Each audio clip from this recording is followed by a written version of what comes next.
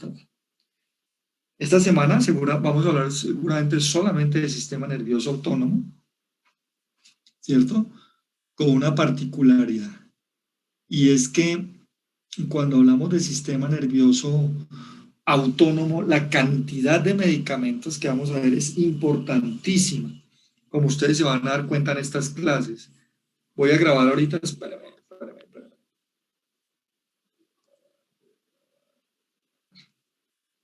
Sí, espérame un momentico.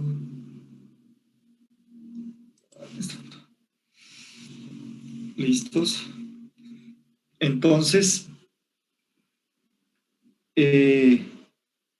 como les decía, la cantidad de medicamentos que vamos a ver es muy importante. Y vamos a hablar de medicamentos, desde medicamentos como por ejemplo para el resfriado común hasta medicamentos que se utilizan en unidad de cuidado intensivo. Quiere decir que la cantidad de medicamentos que corresponden al grupo de medicamentos del sistema nervioso autónomo son importantísimos. ¿Listos? Entonces,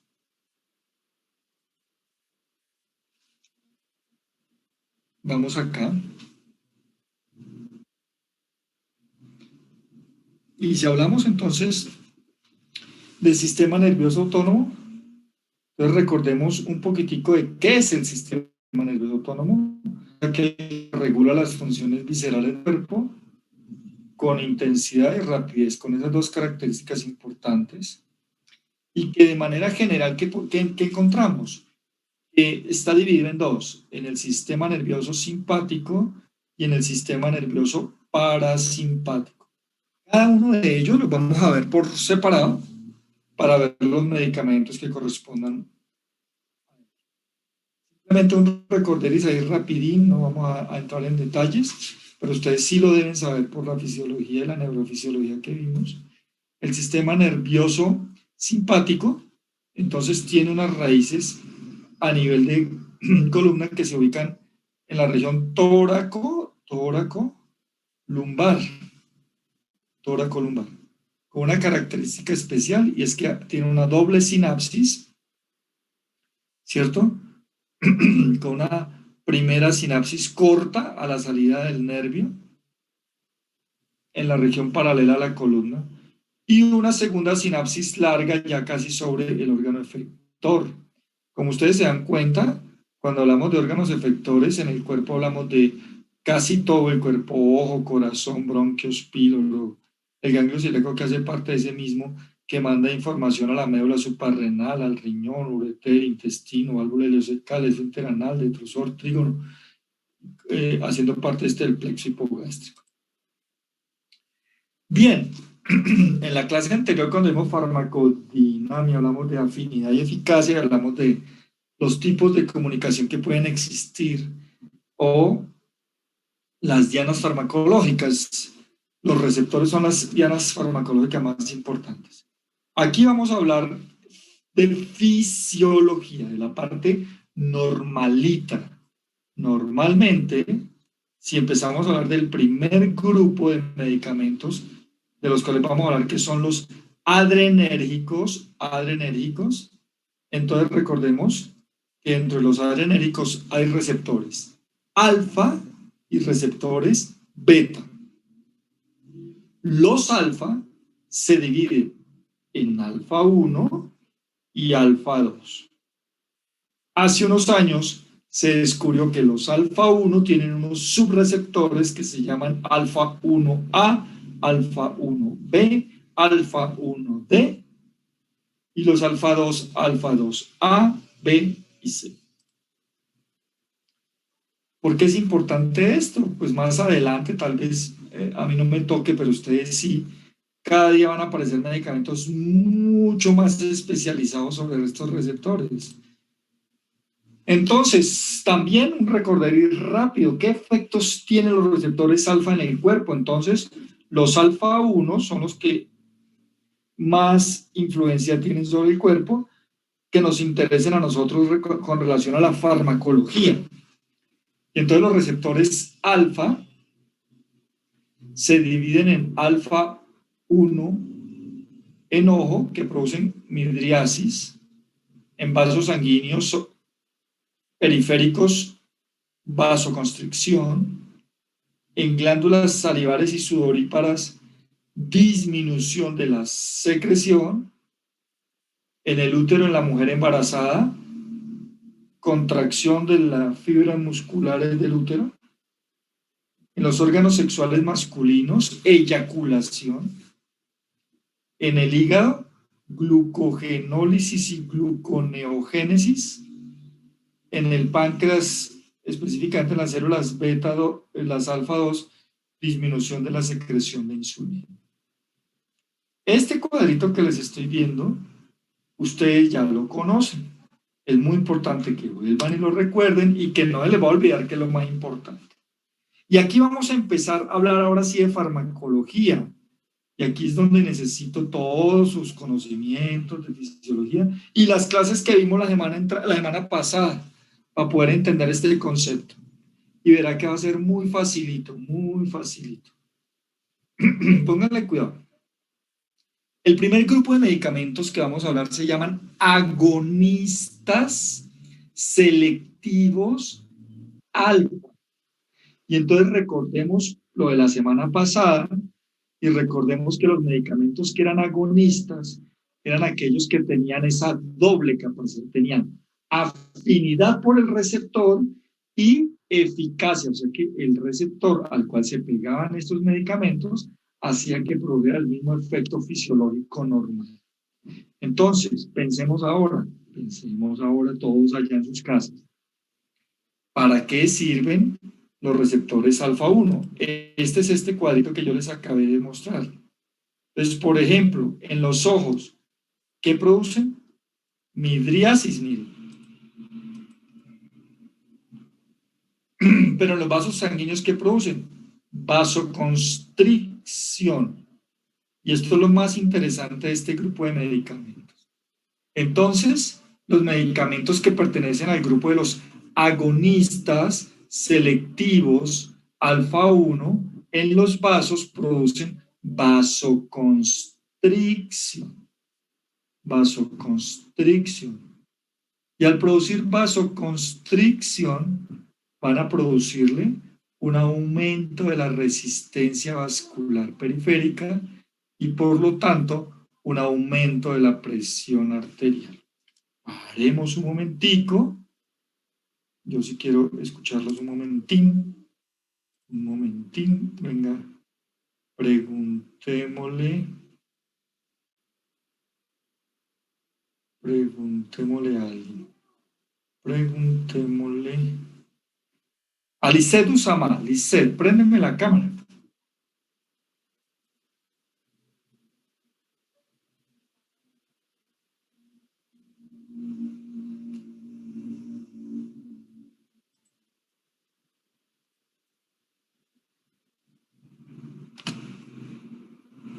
Sí, doctor. Espérame. Bien, Lisset. Entonces yo te voy a preguntar una cosa. Recuérdanos a todos, presión arterial es igual a ¿qué? Presión arterial a...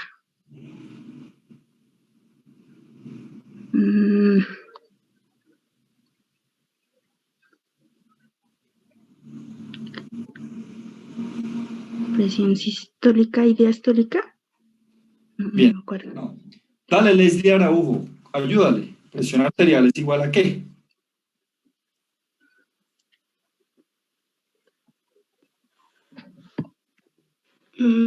La presión es igual al gasto cardíaco por el gasto cardíaco por la frecuencia cardíaca.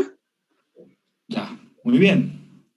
Ahora preguntémosle, Nini Joana, presión arterial es igual a ¿qué?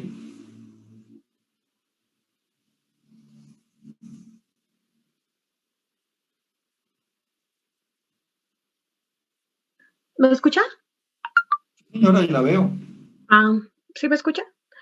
Sí, Presión arterial es igual a ¿qué dice? sí. A gasto cardíaco por resistencia periférica. Bien. ¿Y qué es la resistencia periférica? Perfecto. La resistencia que hace el vaso, creo, a la fuerza. Ya. Bien, ¿listos? Muy bien, apágueme la cámara. Bien. Entonces, ¿se acuerda cuando empecé el primer día, cuando yo le dije, aquí es donde empezamos a tener problemas? Y aquí es donde yo empiezo a tener problemas con la farmacología. Yo no, en realidad ustedes son los que comienzan a tener problemas con la farmacología. Bien, si ustedes no se ponen a repasar otra vez la fisiología, aquí la cosa va a ser fatal, fatal, fatal. Ahora, si la fisio que ustedes pasaron, la pasaron ahí nomás, pues aquí la cosa se va a complicar terriblemente, ¿me entienden? Entonces, ¿qué les toca hacer, mis hijos? Duplicarse en estudiar, porque ahora el problema es que van a tener que estudiar farmacología y fisiología.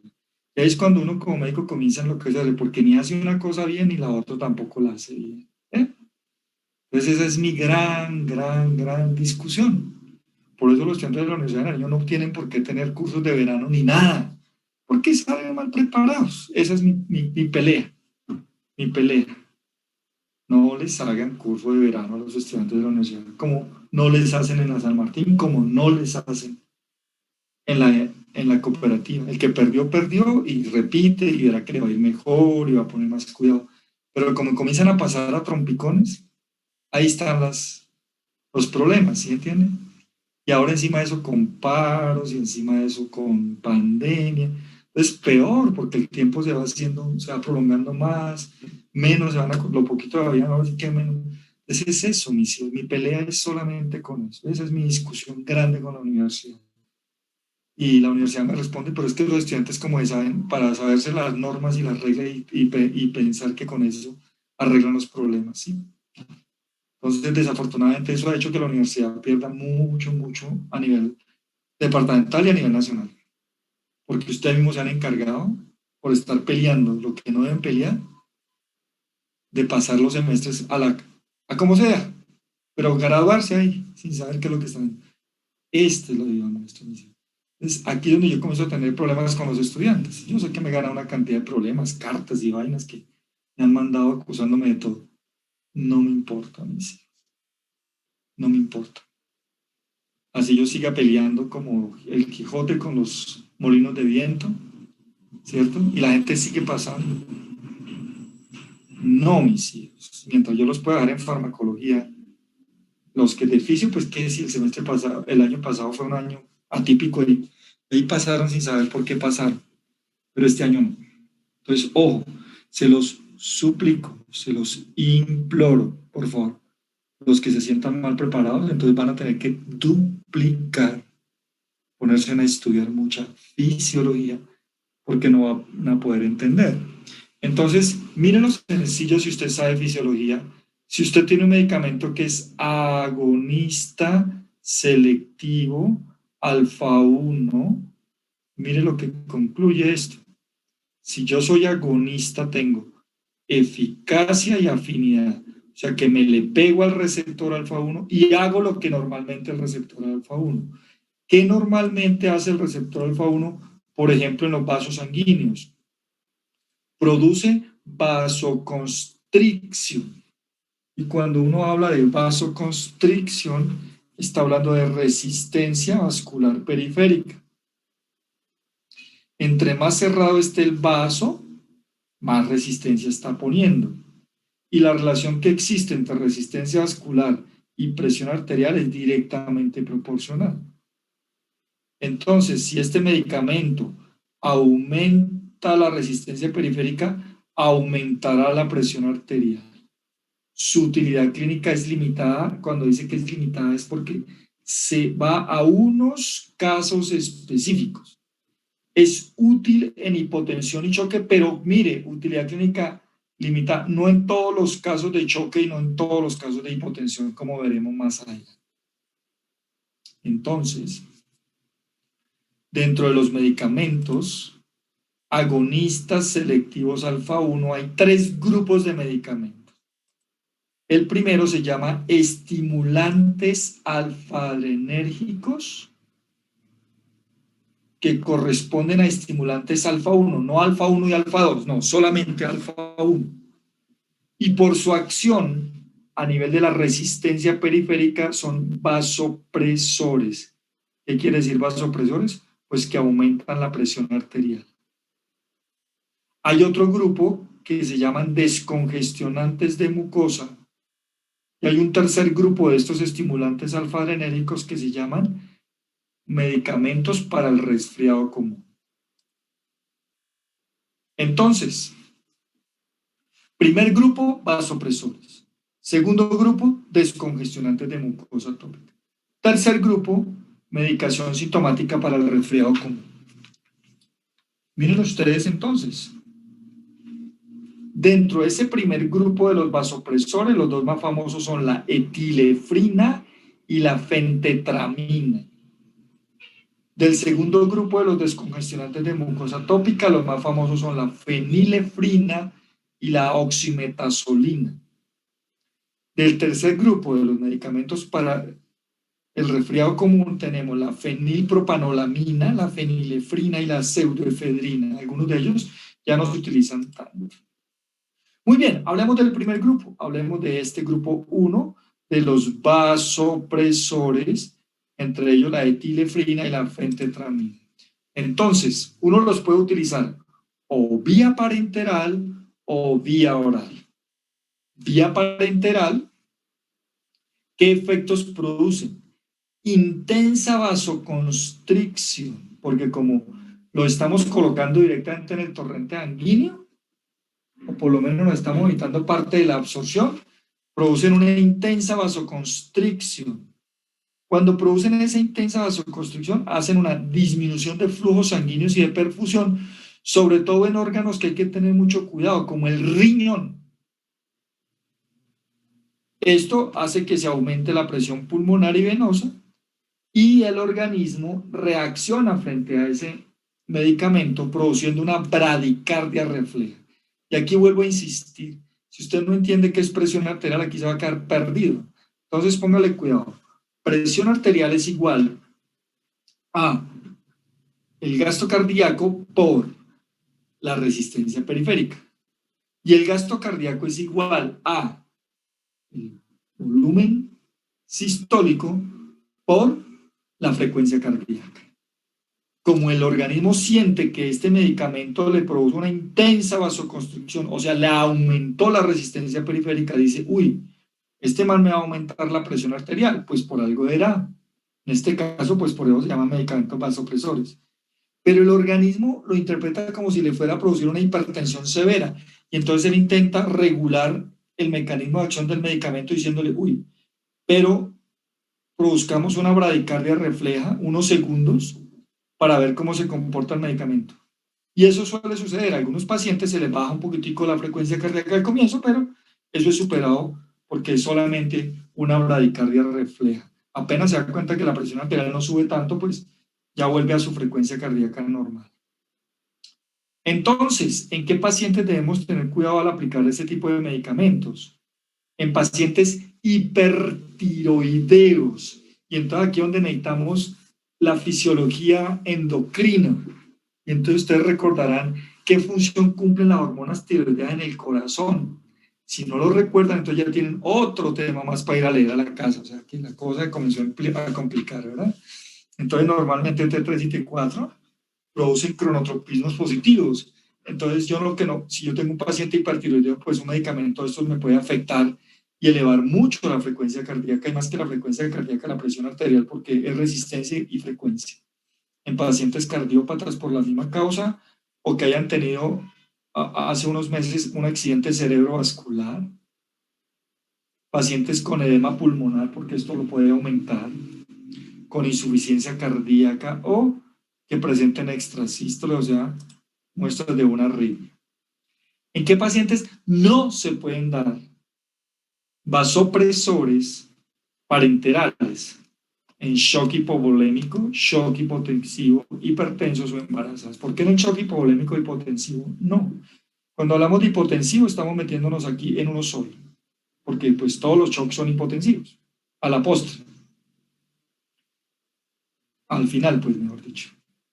Entonces, ¿por qué si yo tengo un paciente con shock hipovolémico que me puede llevar a la hipotensión severa, no le debo dar un medicamento vasopresor? Porque en el shock hipovolémico, mire su nombre, hipovolémico. El problema del paciente es que perdió sangre. Por ejemplo, el paciente que le pegaron una puñalada, ¿sí? El paciente lo que perdió fue volumen. Y entonces al perder volumen, pierde presión arterial porque pierde volumen telediastólico, pierde precarga, pierde gasto cardíaco y pierde presión arterial. Yo no, ¿de qué me gano yo? ¿O qué gano yo? ¿Qué gana el paciente? Con un shock hipovolémico yo dándole un vasopresor. Si el vasopresor lo único que le va a producir es vasoconstricción, peor, voy a empeorar las cosas. En pacientes hipertensos por razones obvias, pues esto es para pacientes hipotensos, no para hipertensos. Y en mujeres embarazadas, pues ya saben la conexión que existe con la placenta y una vasoconstricción en la regulación de la sangre entre feto-madre, pues puede producirle graves problemas al paciente. Entonces, ¿cuándo la vamos a utilizar? Usos intravenosos del medicamento en hipotensos que tengan shock que no sea de tipo hipovolémico, por ejemplo, shock neurogénico, ¿cierto? Miren, anestesia producido, por ejemplo, por anestesia general en pacientes que hacen hipotensiones secundarias de anestesia general. Algunos, ¿por qué están separados acá? Porque algunas anestesias generales no lo llevan al shock, a una hipotensión severa que no alcanza a hacer shock. En pacientes que han tenido una sobredosis por antihipertensores, el viejito con Alzheimer que le dejaron los antihipertensivos para que se los tomara y se tomó la dosis y a las 2 horas se olvidó que ya se la había tomado y se lo tomó y a las 2 horas volvió y se la repitió. Pues los pacientes llegan con una hipotensión severísima. Y hay que subirle de alguna manera la presión. Ahí sí, en ortostática, el paciente que está acostado y se para rápidamente y ve lucecitas, a todos nos ha pasado alguna vez. El problema es que algunos pacientes tienen problemas con los vasoreceptores y resulta y pasa que se quedan más tiempo con el efecto de la hipotensión ortostática y se pueden marear y caer. Hay pacientes que sufren de esto. Si los damos vía oral, entonces, ¿en qué pacientes? Con síndromes hipotensivos crónicos, hay pacientes, sobre todo mujeres, que viven con presiones arteriales muy bajitas, que las marean y que las hacen llegar a síncopes. O con hipotensiones ortostáticas crónicas, pacientes que viven mareados o viendo lucecitas debido a que no tienen un buen control de la hipotensión ortostática. ¿En qué presentaciones vienen estos dos medicamentos, la etilefrina y la fentetramina? La etilefrina, un solo nombre comercial por decirles, el Efortil en ampollas de 10 miligramos por mililitro o soluciones orales de 7.5 miligramos por mililitro y tabletas de 5 miligramos. La fentetramina, el nombre comercial es el Alzaten, uno de los nombres comerciales, y en solución oral viene de 20 miligramos por mililitro y grajea de 40 miligramos. Ese es el primer grupo, los vasopresores, pero todos hacen parte del mismo grupo, que son los estimulantes alfa-1 adrenérgicos o agonistas alfa-1 adrenérgicos. La misma vaina. Entonces, el segundo grupo se llaman los descongestionantes de mucosa. Estos, entonces, recuerden que en las mucosas hay receptores alfa de arterias y venas y lo que producen es lo mismo, vasoconstricción. Al yo colocarle a un paciente un descongestionante de mucosa tópica y le produzca vasoconstricción, voy a reducir el flujo y la congestión. Voy a poner un ejemplo. Los pacientes que por alergias, por ejemplo, se le enrojecen los ojos, no por bacterias, porque eso sería una conjuntivitis bacteriana, no por virus, eso sería una conjuntivitis viral, sino el paciente que se expone al polvo o al frío y se le enrojecen los ojos. Entonces, en ese paciente, cuando yo le doy un medicamento descongestionante de mucosa tópica, se echa las gotas en los ojos. Primero, antes que eso, ¿por qué ese paciente los ojos se le ponen rojos? Porque hay un aumento de la dilatación de esos vasos chiquiticos, produciendo que los ojos se vuelvan rojos. Entonces, cuando yo le echo el descongestionante de mucosa, lo que estoy haciendo es produciéndole vasoconstricción y así reduciendo el flujo y la congestión de esos vasos en los ojos y los ojos vuelven a quedar del color normal sin estar rojos. Solamente está hablando de ojos, pero también hay en oídos y en nariz. Entonces, ¿qué reacciones adversas producen este tipo de medicamentos? Producen irritación en la zona donde usted se echa las gotas, o sea, siente sensación de quemadura. Si es en los ojos, por ejemplo, puede sentir sensación de visión borrosa al comienzo. Y no se pueden utilizar prolongadamente. Y cuando yo digo utilizar prolongadamente, es que usted tiene un paciente con alergia y usted le manda las gotas y dice, utilícela unos 15 días, unos 10 días mientras les pasa. Y después, cuando vuelva a tener dentro de 2 meses, 3 meses, pues vuelve a su uso, pero no lo puede utilizar todos los días. Porque el uso continuo o prolongado de este grupo de medicamentos puede producir atrofia de las mucosas donde se estén aplicando, o atrofia de la mucosa óptica, o de la mucosa nasal, o de la mucosa oftálmica. Y en algunos pacientes se produce una cosa extraña, que es una cosa que se llama fenómeno de rebote. ¿En qué consiste? En que estos tipos de medicamentos lo que hacen es que inducen al comienzo a la vasoconstricción y actúan muy bien, pero con el paso del tiempo y del uso, la mucosa tiene memoria y hace todo lo contrario. Al comienzo se seca y después produce antes más secreción, o en el caso de los ojos, pues más ojos rojos, por ejemplo. Entonces, ¿en qué pacientes hay que tener con cuidado para utilizar este grupo de medicamentos? Nuevamente, los mismos que vimos hace rato: hipertensos, cardiópatas, hipertiroideos. En los casos de los ojos, glaucoma de ángulo. Esto después lo entenderán cuando vean oftalmología. ¿Cuál es la vaina aquí? Pues lo que pasa es que hay menos riesgos acá porque estos son medicamentos de uso tópico, entonces la absorción sistémica no es tan grande, pero igual hay que tenerla presente, ¿vale? No lo podemos olvidar, que nos pueden ocasionar este tipo de medicamentos. Usos. Entonces, mire que yo les dije, mucosa de la nariz, mucosa de los ojos o mucosa de los oídos. Entonces, para rinitis aguda, cuando se aplica en la nariz, resfriado común, sinusitis, otitis media y conjuntivitis alérgica, que no está aquí, que no está apareciendo ahí. ¿Listo? Entonces, imagínate. Sigamos acá. ¿Qué presentaciones tendremos? Fenilefrina, oximetazolina, tetrahidrazolina. Por ejemplo, la fenilefrina, que es el prefrin o el isoptofrin, viene para aplicación oftálmica o para aplicación nasal. El afrin, que es la oximetazolina, para aplicación nasal. La vicina, tetrahidrazolina, para aplicación oftálmica, y algunos de ellos también tienen algunas presentaciones ópticas, no son muy frecuentes, pero... Y por último están los medicamentos para el resfriado común. Dicen que han entrado en desuso por las reacciones adversas que puedan producir a nivel cardíaco sobre todo, pero aún se siguen utilizando. En los medicamentos para el resfriado común, por ejemplo, esos Pax día, Pax noche, entonces vienen una mezcla de un medicamento para la fiebre y el malestar general, un medicamento para las descargas histamínicas, un antihistamínico, y uno de los medicamentos de estos para disminuir la secreción, por ejemplo, nasal. Bien, listos. Ojo acá. Ese primer grupo se llamaba agonistas o estimulantes alfa. Ahora pensemos en todo lo contrario. Ahora veamos medicamentos bloqueantes alfa-adrenérgicos. Entonces, los estimulantes eran los que producían afinidad y eficacia. Los bloqueantes o antagonistas tienen afinidad, pero no eficacia. Entre ellos tenemos los alcaloides que provienen, por ejemplo, de un hongo que es del cornezuelo de centeno, ¿cierto?, que se descubrió hace muchos años. Y aparecieron bloqueantes selectivos alfa-1. Mire, bloqueantes selectivos alfa-1, como el prazosin, terazocin, alfuzosin, doxuzosin y tamsulosin.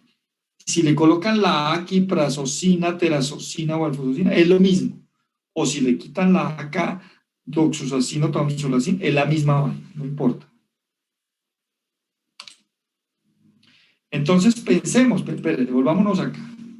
Si yo tengo un medicamento que lo que hace es todo lo contrario, me bloquea selectivamente los receptores alfa 1, entonces en los vasos sanguíneos, ¿qué me va a producir? ¿Vasoconstricción o vasodilatación? Seguramente ustedes estarán pensando en sus casas, si me están entendiendo esta clase, que lo que van a producir es vasodilatación. Y al producirle vasodilatación a un paciente, lo que le va a producir es que disminuye la resistencia periférica, y al disminuir la resistencia periférica disminuye la presión arterial. ¿Eh?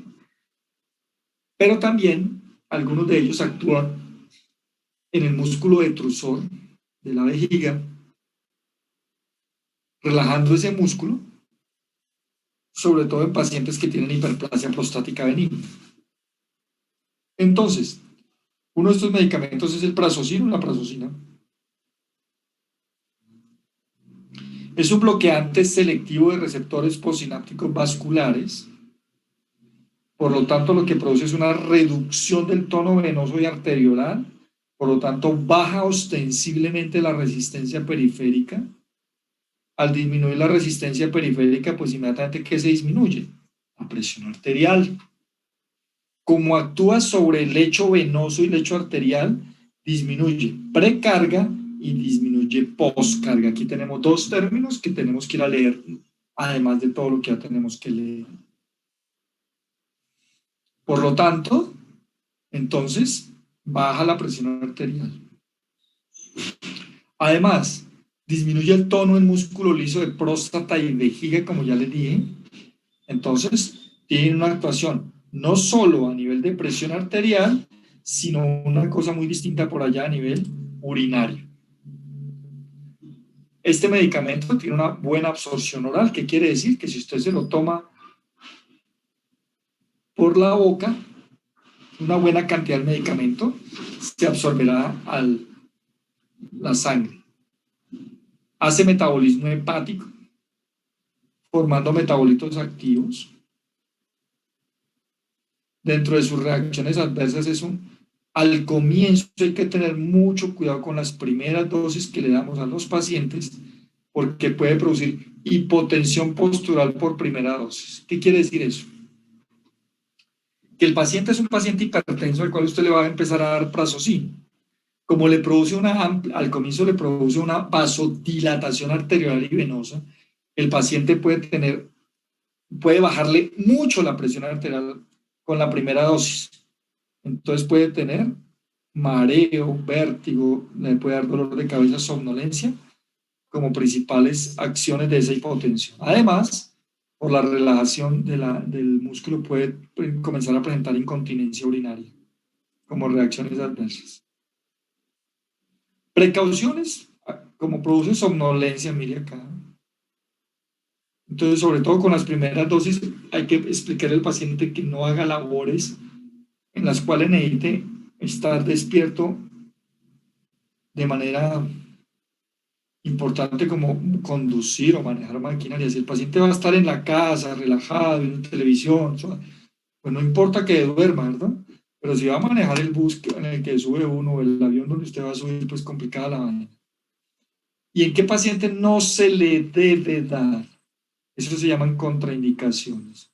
Contraindicaciones es en qué pacientes no se puede dar el medicamento, y precauciones que se les puede dar si usted les explica o evita algunas cosas. ¿En qué pacientes sí definitivamente no? Pacientes con insuficiencia hepática severa o con angina de pecho no tratada. Interacciones, cuando le hablen de interacciones, ¿qué interacción? Es interactuar el medicamento que le estoy dando al paciente con otros medicamentos que ya está recibiendo o va a recibir. Por ejemplo, se incrementa el efecto hipotensor si usted revuelve prazosina con alcohol, con diuréticos, con antihipertensivos, puede producir una gran hipotensión al paciente. ¿Cuándo vamos a utilizar prazosina en hipertensión arterial? Lógicamente es la primera, las otras ya son otro tipo de cosas como insuficiencia cardíaca, insuficiencia aórtica mitral para disminuir poscarga, enfermedad Raynaud o hiperplasia prostática benigna. Vienen en tabletas de 1 miligramo, cápsulas de 1 y 2 miligramos. El segundo medicamento de esa misma línea es la terazocina o terazocin, perfil farmacológico igual al anterior, vida media un poquito más larga. ¿Y qué ventaja entonces tiene utilizar terazocin sobre el perazocin? Perdóname, sobre el prazocin. Entonces, este tiene vida media más corta. Este terazocin, al tener vida media más larga, se da dosis única. Y eso es muy importante para un paciente hipertenso, que todos los días tienen que tomar tabletas, una solita al día es genial. Los otros tres son la doxorubicina, alfuzoxina y tamsulosina. La doxorubicina se utiliza en hipertensión, pero también en hiperplasia prostática benigna, tiene una vida media larga, es bloqueante alfa-1 beta y se puede considerar en algunos momentos vasoconstrictor. No es que produzca vasoconstricción, ¿no? Sino que en algún momento puede producir. Alfuzoxina y tamsulosina para la hiperplasia prostática benigna. Miren acá, miren acá. Estos dos son más de hiperplasia prostática benigna. Actúan más sobre alfa-1A y por lo tanto tienen una cosa que se llama uroselectividad. ¿Qué quiere decir uroselectividad? Que afectan los receptores alfa-1, pero sobre todo, más que los que están en los vasos sanguíneos, los que están en la próstata y en la vejiga. Producen menos hipotensión ortostática. La RAM, contraindicaciones, precaución e interacciones de todos ellos son similares a los primeros que ya vimos con el prazosino. Aquí tienen las presentaciones. Este tamsulosino es el que más se usa en hiperplasia prostática benigna cuando todavía no se necesita operar al paciente. Muy bien. Ahora hablemos, ojo con esto, pasémonos de los alfa a los beta. Y de los beta pasémonos a los estimulantes. Recordemos que los betas se dividen en beta 1 y beta 2. Los beta 1, voy a hablar de la fisiología normal que ustedes se deben saber ya, pero se las voy a recordar. Los receptores beta 1 están más en el corazón y aumentan todo: contractilidad, frecuencia cardíaca, excitabilidad, conductividad. Los beta 2 están más en pulmones, produciendo broncodilatación. Entonces, si yo tengo un medicamento que es estimulantes beta, tanto beta 1 como beta 2, ¿qué afectará? Pues afectará bronquios produciendo broncodilatación, pero también afectará el corazón produciendo taquicardia, aumento del cronotropismo, aumento del inotropismo, ¿cierto? Entonces, al comienzo, los estimulantes beta-adrenérgicos aparecieron para el tratamiento de broncoespasmo, de pacientes que tuvieran cerrados los bronquios, como asma, algunos tipos de bronquitis o de enfisema en el EPOC. Pero al comienzo no eran selectivos. Como no eran selectivos, hacían el efecto de los medicamentos tanto en el pulmón, pero también afectaban al corazón. ¿Cuál era el problema? Entonces, que el paciente llegaba con la crisis asmática y si era hipertenso, pues se le quitaba la crisis asmática, pero le subía la presión arterial.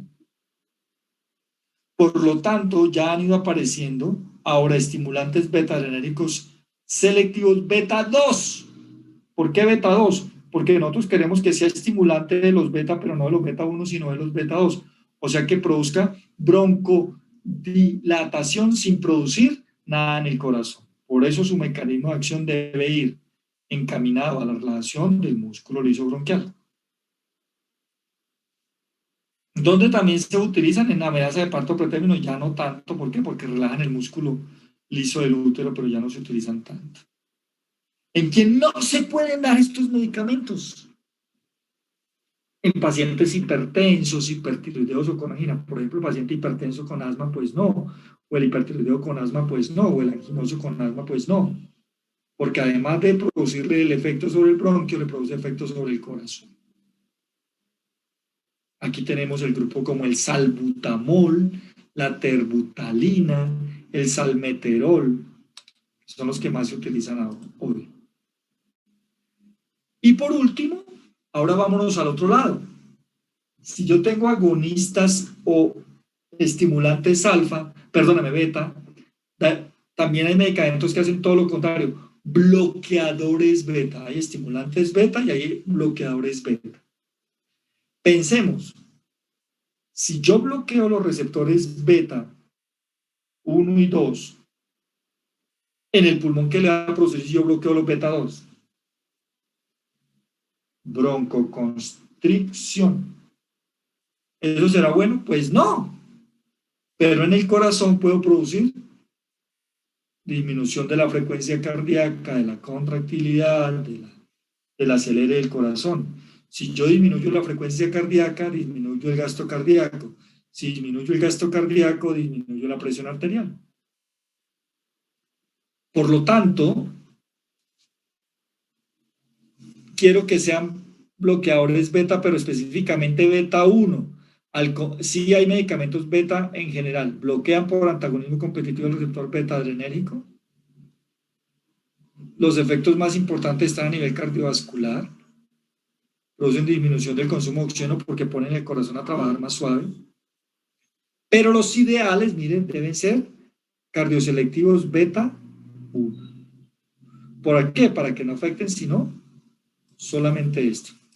Entre ellos, los beta bloqueadores. Entonces tenemos el propanolol, el más famoso, es no selectivo, afecta tanto beta 1 como beta 2, pero más beta 1.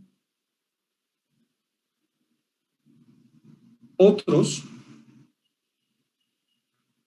como el atenolol, que son selectivos beta 1. Estos sí ya van directamente donde tienen que ir. Muy bien. Fíjate que entonces hemos hablado de medicamentos adrenéricos, estimulantes alfa, bloqueantes alfa, estimulantes beta, bloqueantes beta. Mire que nos hemos metido en una gran cantidad de medicamentos. Muy bien. Pregunta hasta acá.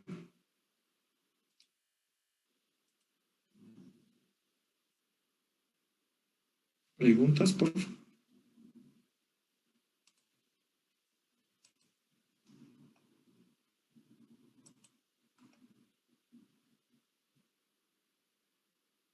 Dígame.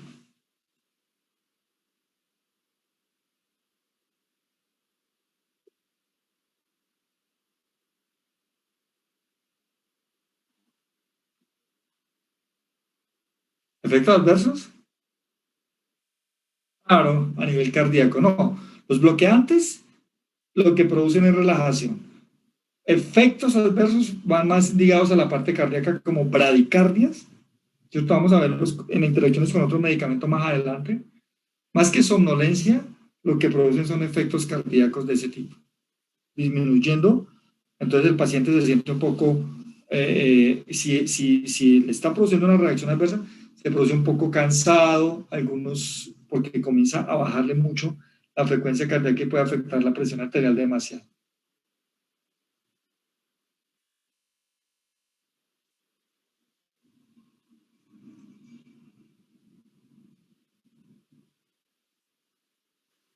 Doctor, una pregunta.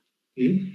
En un paciente que llegue con un shock anafiláctico, ¿se le puede dar un estimulante alfa 1, un agonista alfa 1?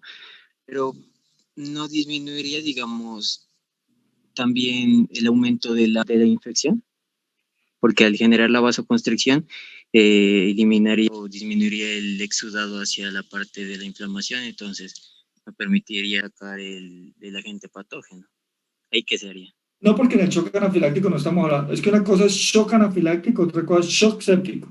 En el anafiláctico no hay patógenos. En el anafiláctico. Bueno, es en escéptico, perdón. No, en el shock séptico se utilizan otras cosas. Y en el anafiláctico también. Vamos a darnos cuenta que todavía nos falta hablar en la próxima clase hablaré de estimulantes alfa y beta, como por ejemplo la adrenalina. En el shock séptico se utiliza más la adrenalina. En el shock, donde más se utilizan los vasopresores intravenosos, es en el shock neurogénico. En realidad, en el séptico se utilizan otras cosas. Primero hay que controlar la infección y manejar de por sí el shock por otros lados. Y en el shock anafiláctico se utiliza más la adrenalina, como la veremos en la próxima clase. Gracias. Bueno.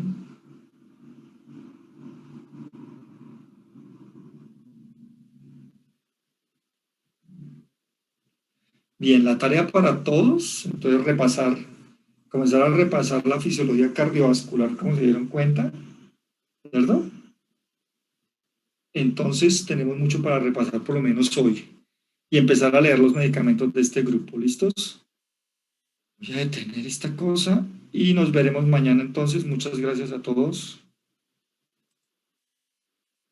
Gracias. Gracias, doctor. Gracias, Bueno, doctor. Gracias, doctor. nos vemos.